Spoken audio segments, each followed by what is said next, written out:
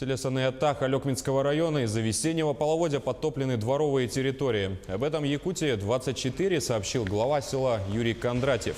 По его словам, за сутки уровень воды в районе населенного пункта поднялся почти на 5 метров. По состоянию на утро уровень составил 13 метров и 15 сантиметров.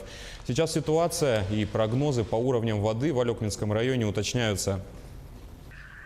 У нас критический уровень вообще считается 12 сантиметров, 12 метров 50 сантиметров.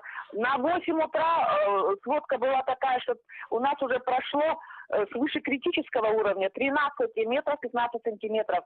Подтоплены нижние пахотные земли, подтоплены сенокосные участки, подтоплены. Дворовые постройки, хозяйственные постройки по улице Набережной. Топлены сенокосные участки, подтоплены.